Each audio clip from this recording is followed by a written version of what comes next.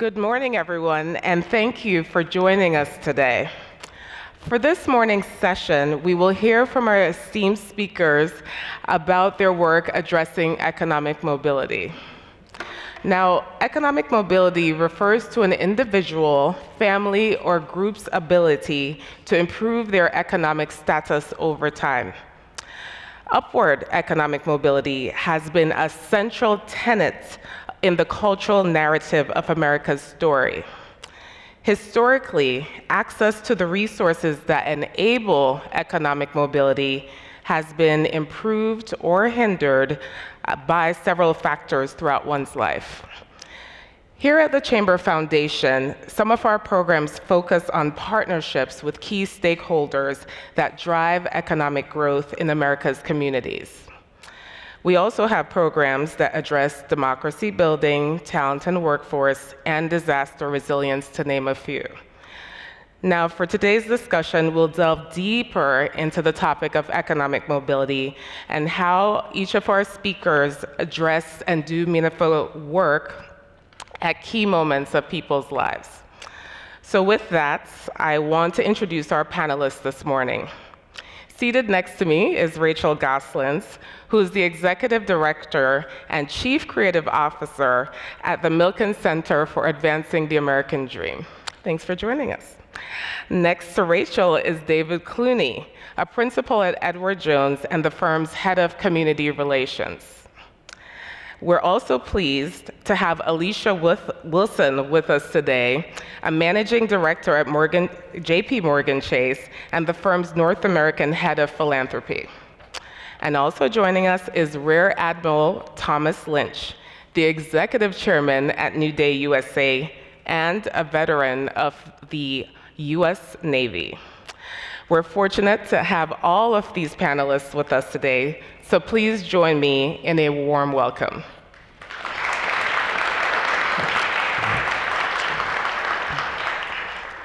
So for today's session, let's begin with the question, what is the status of economic mobility today? And let's start in the middle with David. So thank you for having us here today, and thank you for covering this topic. So economic mobility today, we're at an interesting place where I think we're seeing on one end of the spectrum more opportunities for people to build wealth, to I think leapfrog the steps and progress on the path to building wealth. You know, you think about things like startup companies, liquidity events, younger people making investments, getting into the economy and having success at an earlier age, and even talking about money earlier. On the flip side of that, and I think the pandemic really bared witness or laid bare a lot of these realities.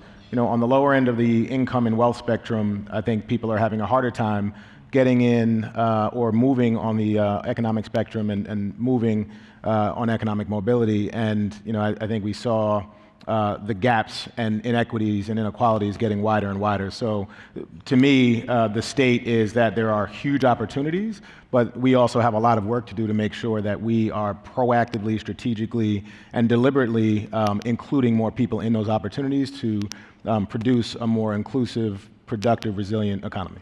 Great, thank you, David. And Rachel, I'll turn to you. So the state of economic mobility, and we spend a lot of time thinking about this at the center, is unfortunately not great. We have been, if we look at economic mobility in terms of the likelihood of a child to do better than their parents socioeconomically, we've been in decline on this indicator since 1940. So in 1940, a child born in 1940 had a more than 90% chance of making more in their lifetime than their parents did. By the 1980s, so a child born in the 1980s, that number goes down to about 50%. So there really have been, it is not a mirage that people feel like things have been getting harder for them and that opportunities are scarcer. It's increasingly clear that this is you talk about the different factors that influence it, and there are a lot of those, but locality and geography is an incredibly powerful force. There was a study that just came out last week where a team of researchers from Harvard, Cornell, and the US Census got together and looked at the impact of locality on income. And, to some extent, it's sort of obvious, and to another extent, when you look at it in the face, it's a little shocking. So, children from neighborhoods that were adjacent to each other, depending on the socioeconomic class living in that neighborhood, had a wildly different prospectus for income by the time they hit 34. So, for a group of kids, for kids living in a particular neighborhood, the average income by the time they hit 34 was $56,000 a year, and just a few blocks over, the average income was $33,000 a year. And what they found is, as children moved from one neighborhood to another, their income increased in decreasing amounts as they got older. So by the time they were about 24, the impact of moving to a different neighborhood went away. So there are really significant challenges, and the indicia are not going in the right direction. On the bright side, and I think as you mentioned, like, there are solutions out there. There are a lot of things that we know work. This isn't like solving cancer. It's not that we don't know the answers. We know a lot of the answers. We just need to be focused on them and have the political and business will to accomplish them. Thank you. And with that, I want to turn to Admiral Lynch. Please share your thoughts as well. Well, thank you, Shanique, and I would have to agree with my fellow panelists here. I remember a Pew study that came out about 2 years ago, and it talked about a survey they had taken of all American families, and of all American families, 43% of whom, if they had a $400 problem, they had to borrow, sell something, or borrow to solve that $400 problem. We in this room, I don't think there's anybody in this room that has that problem. But with the inflation and the problems we have in our society today, I would say that's probably up to almost 50%. And so I would say that economic mobility is a bit confusing, it's a bit complex, and it's evolving. And I think, in addition to what's been said, I think it kind of depends on where you are in the spectrum here. Your access to education, your education level, the opportunities that are presented themselves, the economic policies themselves. And I, as the chairman of New Day USA, a national mortgage lending company focused on veterans only, we feel blessed because the veteran comes to us, we have an opportunity to put that veteran, in fact, our goal is to put every military veteran in a home. So when they come to us, we do whatever we can to help that veteran realize the American dream of home ownership. And home ownership, there's probably no better measure out there than owning your own home.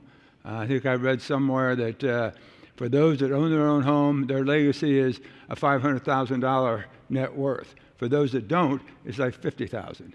So it's a big, big step up in the continuum to economic upward mobility. Okay, so you speak about home ownership, Admiral Lynch. David, you spoke about the opportunities, and Rachel, you spoke about the importance of addressing locations where people are born and grow up. And Alicia, I'll turn to you to answer that question. Sure. Well, first of all, thank you for having me on this amazing panel. What we see is consistently deep disparities in terms of economic mobility continue to persist.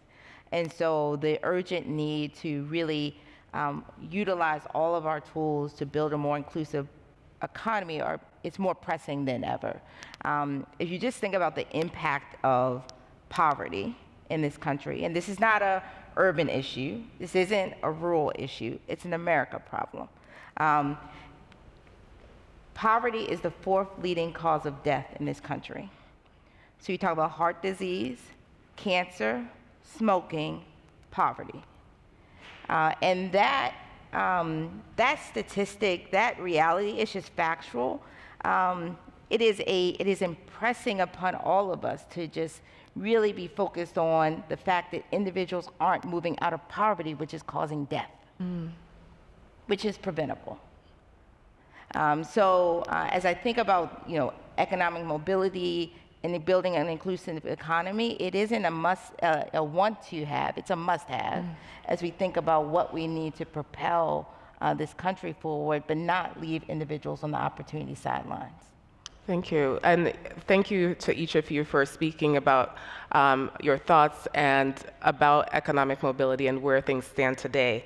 So next question is addressing upward economic mobility. So how does your portfolio at your respective organizations work to address this issue?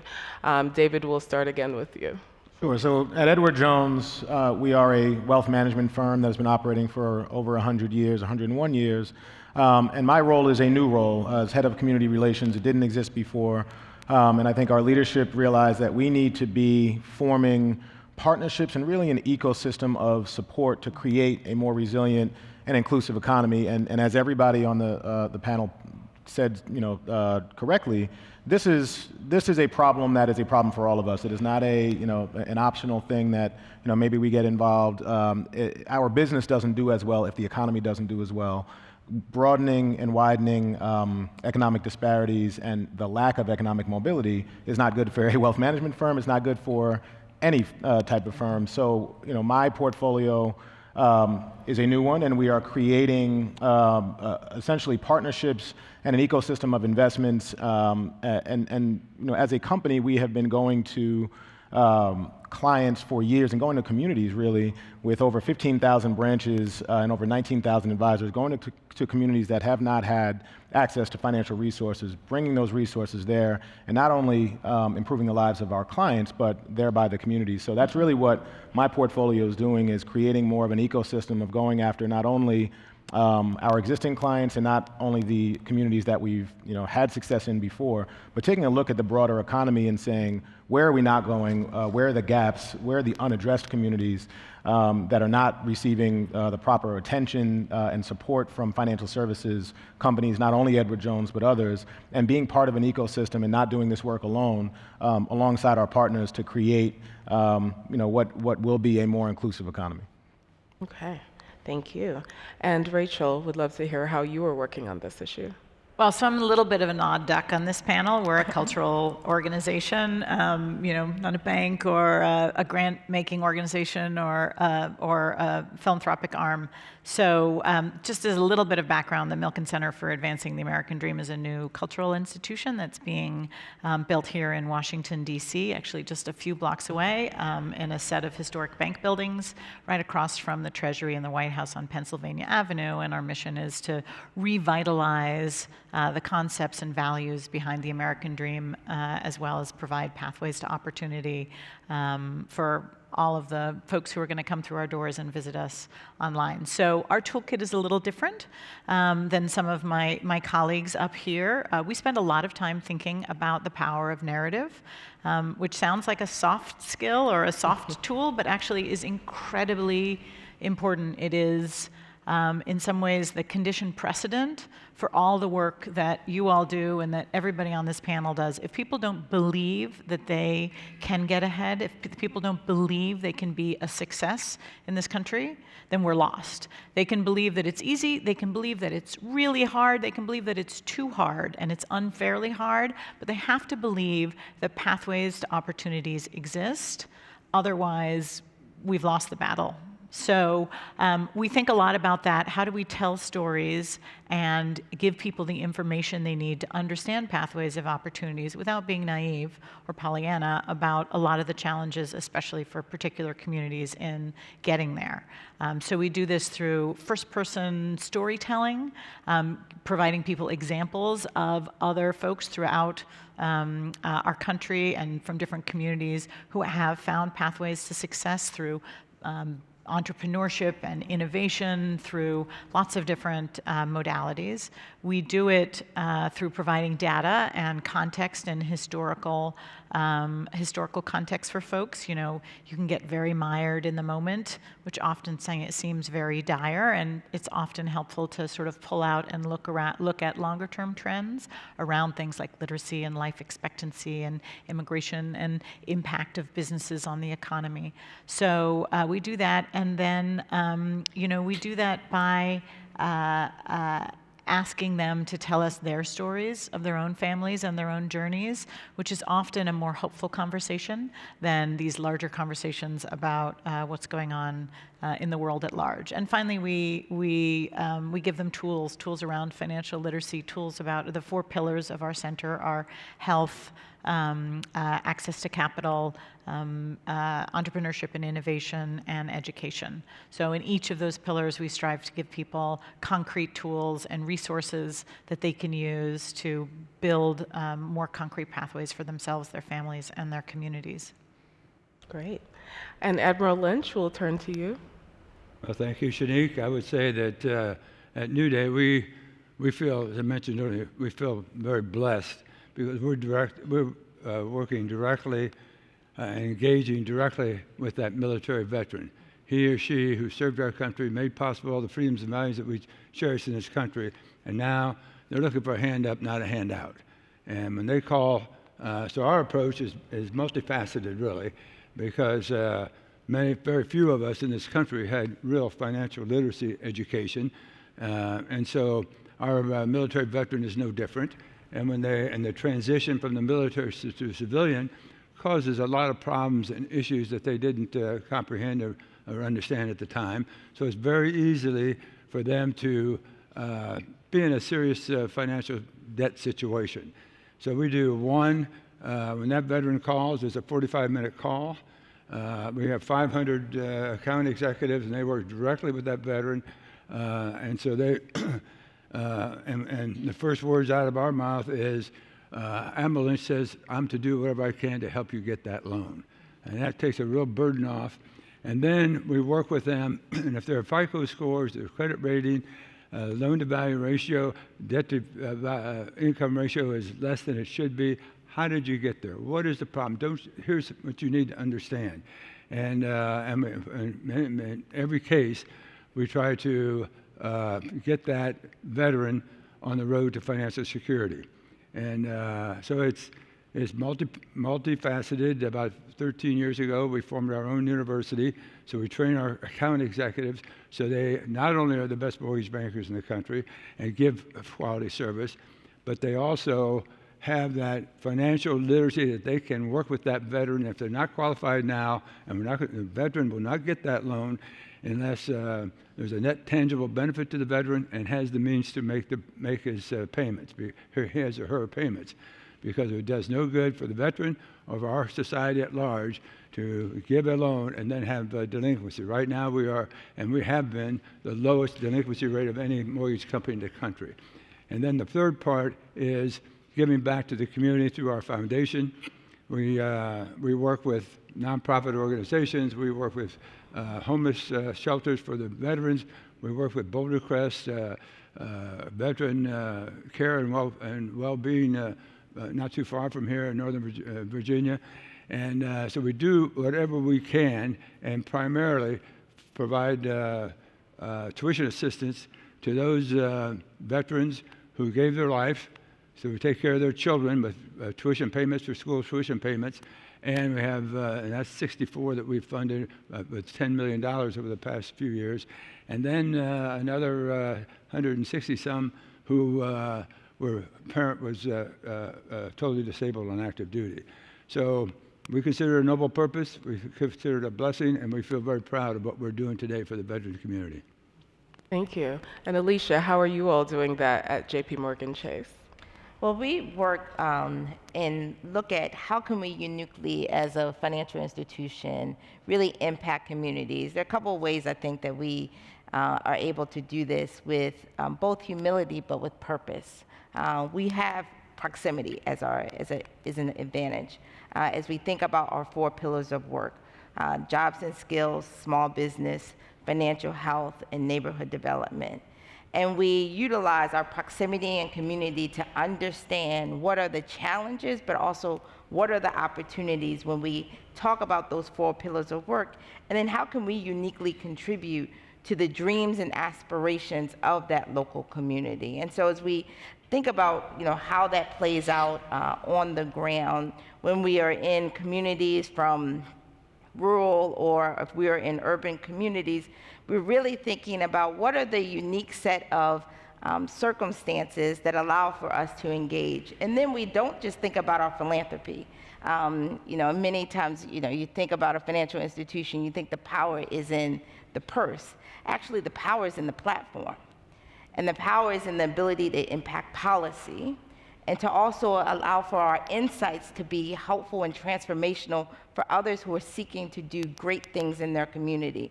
And so we really think about bringing the full force of our firm to both the challenges but the opportunities, utilizing our platform, utilizing our great insights in our policy center, our insights, institute, as well as even how we do business to impact local communities.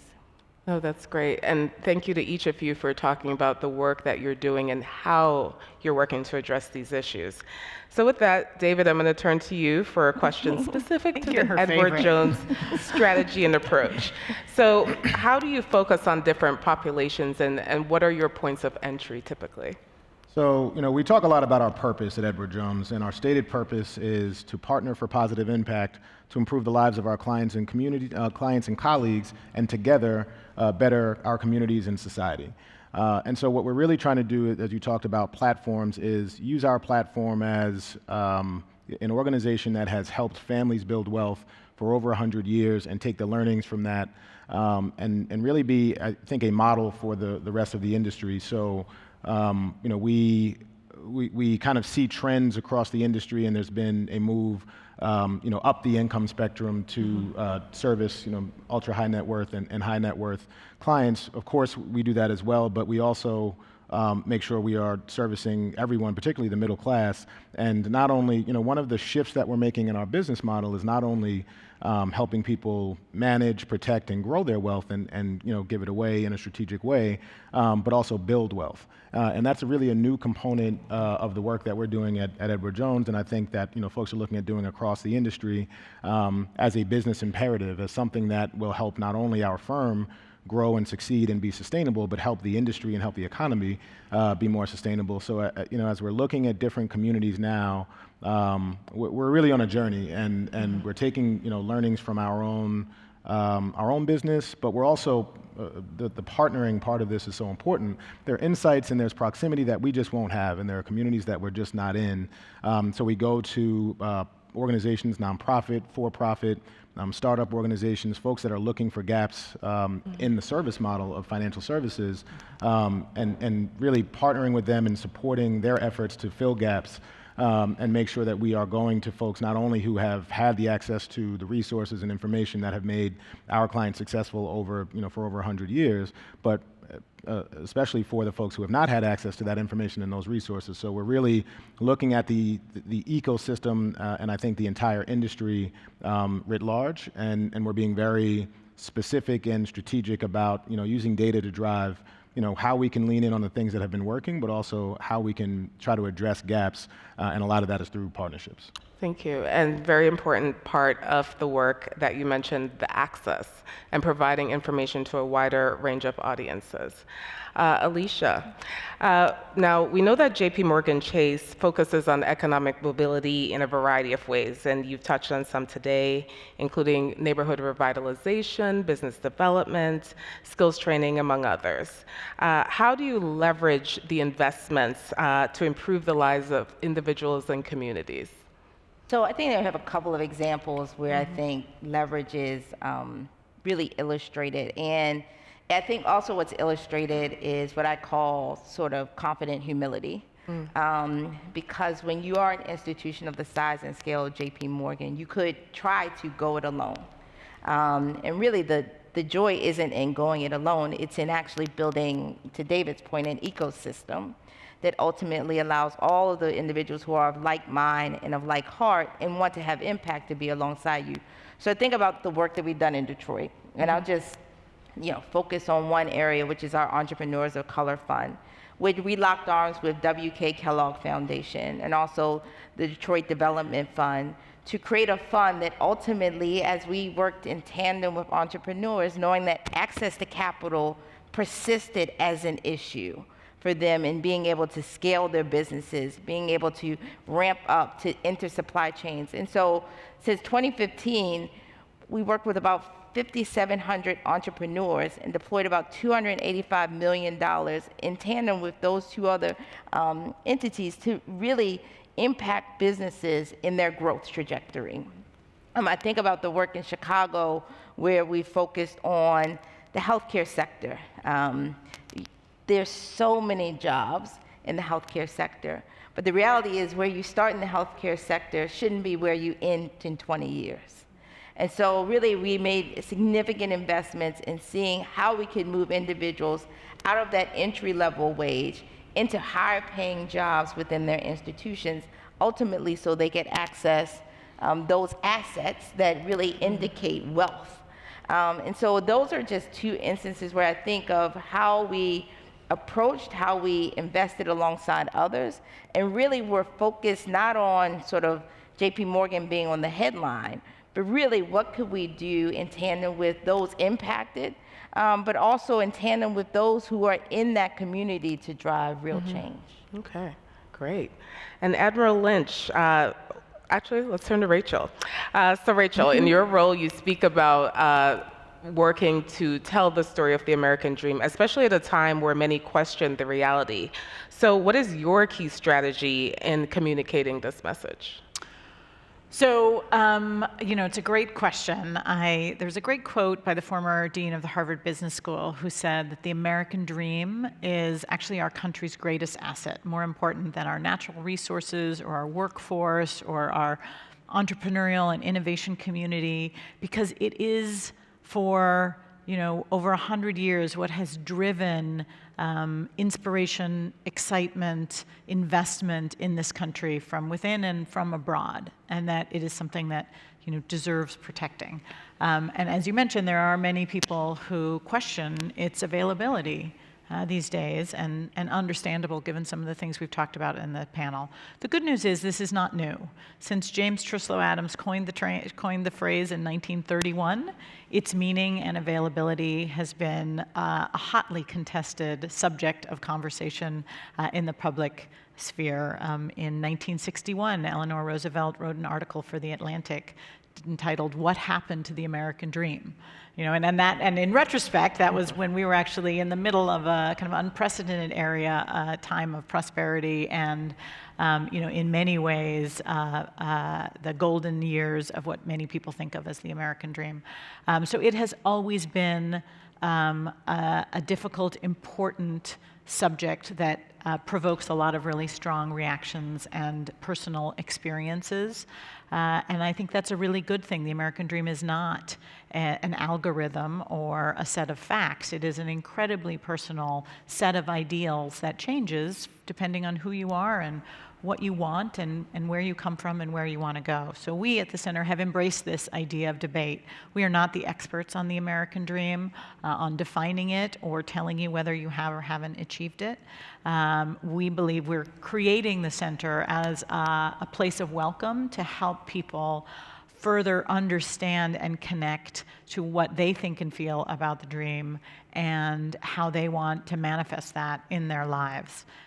We have a timeline. This comes up, we're doing a timeline of kind of expressions of the American dream, and like the amount of debate, everything from the original coining of the phrase to the Simpsons episode on the American dream in 2010, it's been filtered through a bunch of different eyes. And so we ask in our initial spaces at the Center, the first thing we do as a visit is, if you come in as a visitor, is first to ask you to tell us your story, to tell your own family story, because much like there's research out there. If you ask people what they think of the educational system in America, they'll tell you it's it's terrible. And if you ask them what they think of their children's school, they'll tell you it's pretty good.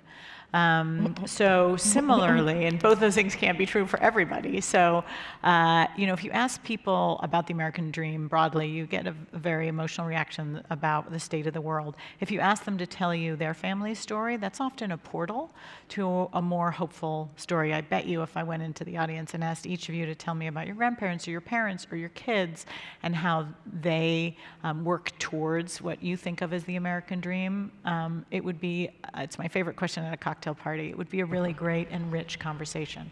So we ask people to first tell us about themselves and their families, and then we ask them to contribute through a number of different interesting mechanisms to a collective definition of the American dream, because it means many different things for many people. So that is how we enter that conversation, and once we have kind of opened people's hearts and minds to a more nuanced conversation about the American dream than whether it exists or whether it doesn't, then we can start giving them examples and tools and pathways and engaging them in a rich conversation about what that means. Thank you. The topic of narrative and storytelling is also important in any of this work that we're doing. So interesting to hear about how the Milken Center works on this issue. Now with that, we'll turn to Admiral Lynch. So the veteran community is such an important and unique part of America's story, and we're always grateful for their service. Now, home ownership has historically been a tool and symbol of economic mobility throughout our history. So how does New Day USA effectively support veterans to obtain home ownership and improve their overall economic well-being? I agree with your premise completely that home ownership is extremely important for upward mobility. It is the American dream. And we are so fortunate at New Day because when the veteran calls us, as I said before, they are, and you need to understand the veteran we're talking about. The active duty force today, and from as long as I've known it, is about 90% enlisted. This is a person who graduated from high school, drug-free, felon-free, and served 4 to 6 years in uniform, and then any number of years, maybe 32 like myself, or the minimum of 4 years, and then got out and joined the civilian community. Some struggle at times, but they all are going to experience what everybody in this room will experience, whether it be a medical issue or kids at home with the kids, or tuition, taking care of parents, or tuition payment, whatever it is. It's very easy to get behind the 8 ball, and now you got some heavy debt. And now, but as we have a saying, why rent when you can buy? And one of the benefits we give the veterans as Americans for their service is a VA home loan benefit, which means there's no down payment. I, Captain Lynch, in 1971, I'm sorry. No, excuse me, 1981. Got it. Interesting, I should say 81 because I'm 81 years, so you got to give me a little break. But in 1981, no money in the bank, moved from Norfolk to D.C., ordered in the Pentagon, got to get a home, got to get the kids settled, got to get the doctor, boom, and I need to get back in the office. And interest rates in 1981, January of 81, 21%.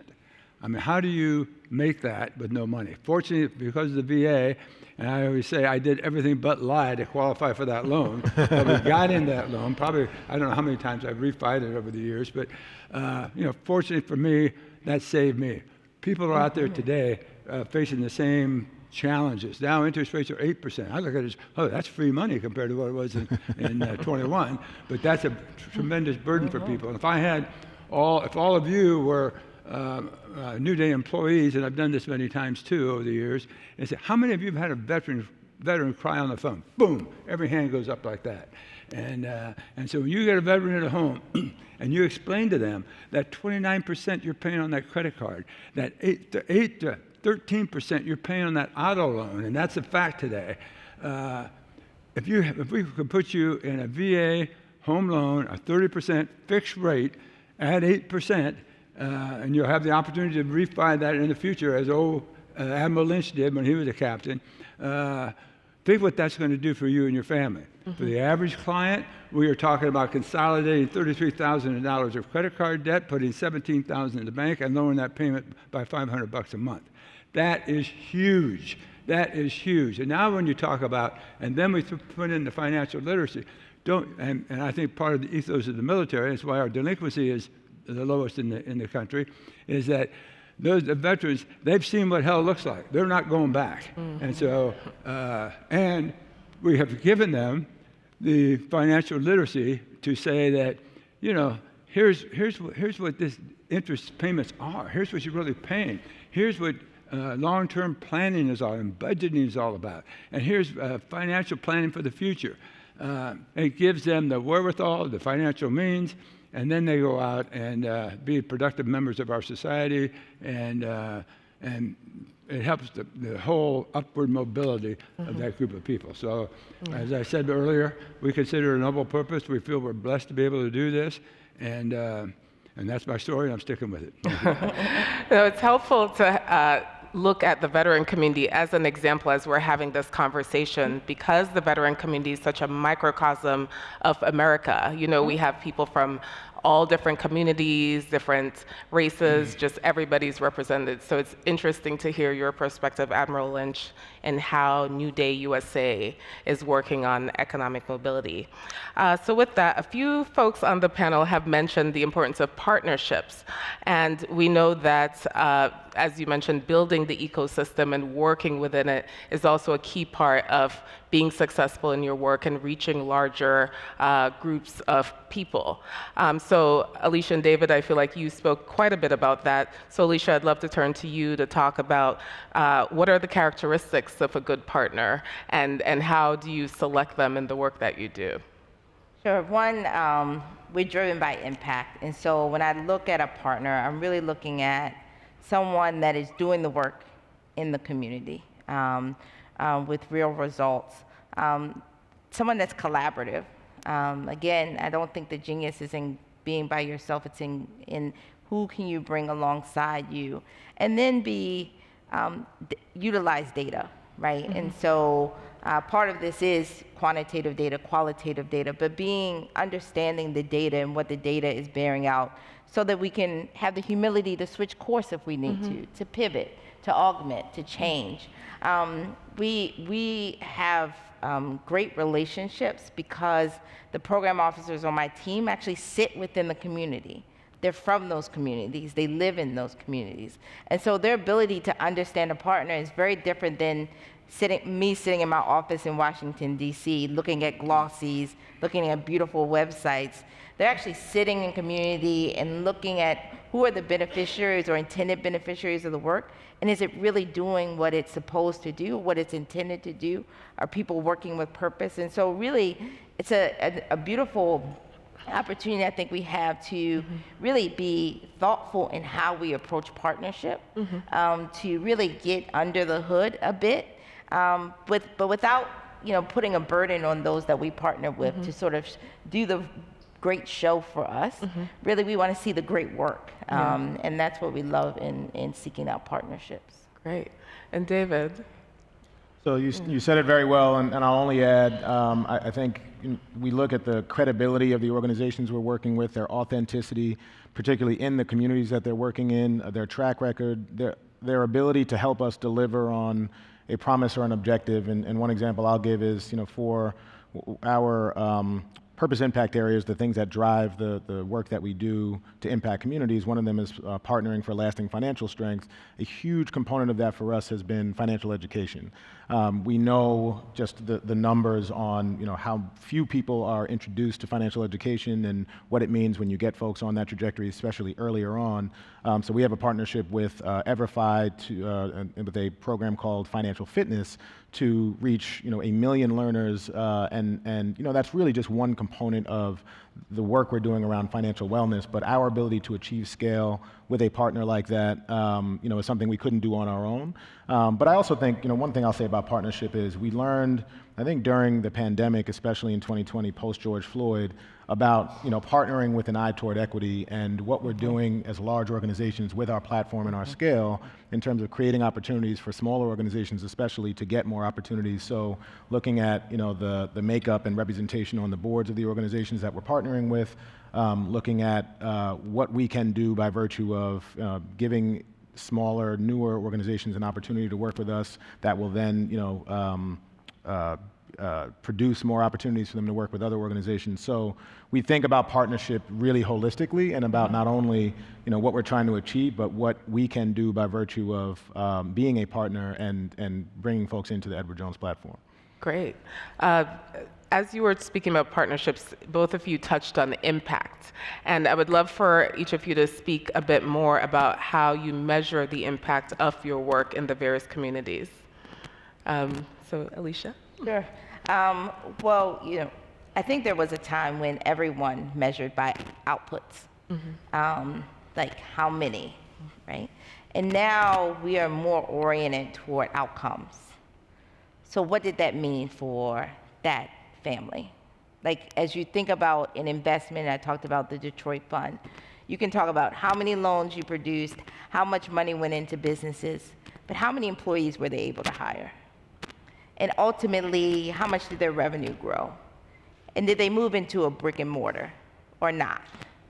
Are they able to access health insurance for all of their employees? Like, those are measures of outcomes that ultimately have a ripple effect on the health and vitality of a community and ultimately impact those social determinants of health that I talked about that are making poverty the fourth leading cause of death in the country.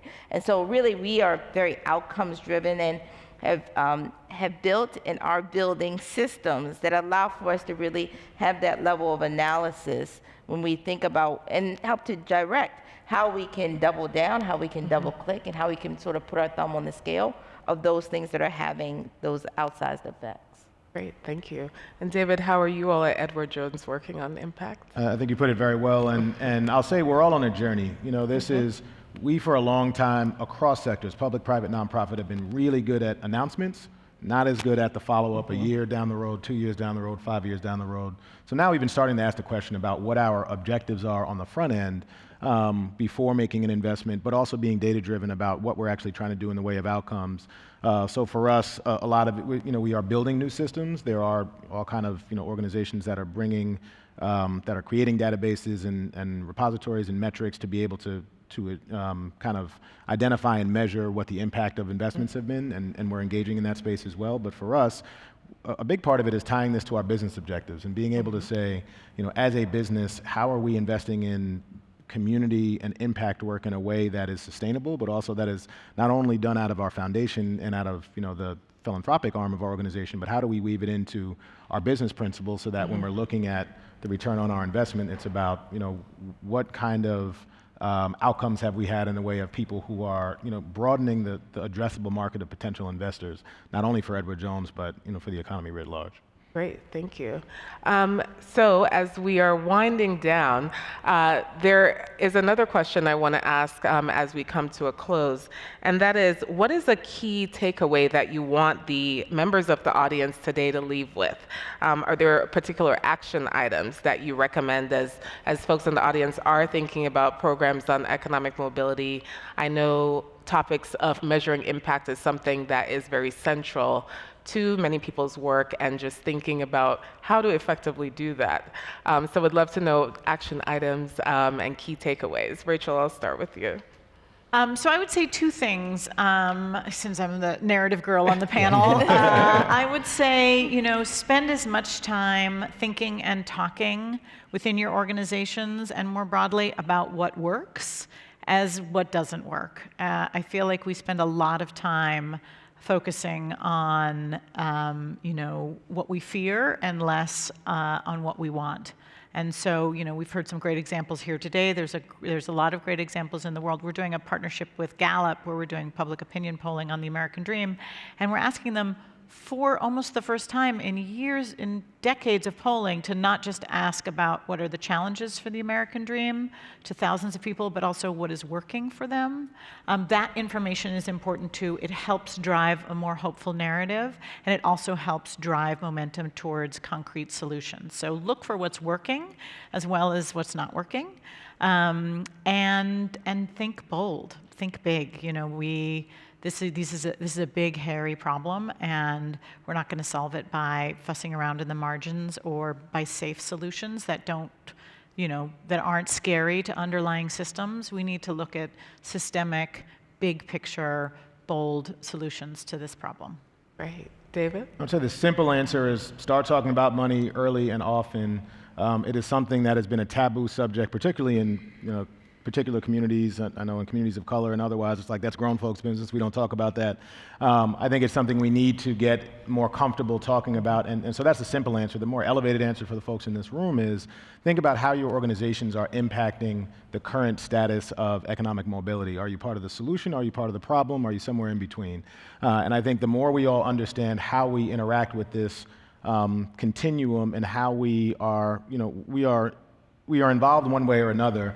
I think being more proactive about trying to drive better outcomes for more people, better economic outcomes, we can all think about how that improves our own business, but also how we can be, part of the solution instead of part of the problem. One thing I would say is I think collaboration is key. As we are in institutions that have our 4 pillars of work or 3 pillars, it is important and incumbent upon us as we think about building an inclusive economy to find people who will meet us at our edge and to lock arms with individuals that are going to take us to really being fulsome and thinking about the solutions. And so collaboration, I think, is key. Thank you. And Admiral Lynch, what is the key takeaway you would like to leave our audience with?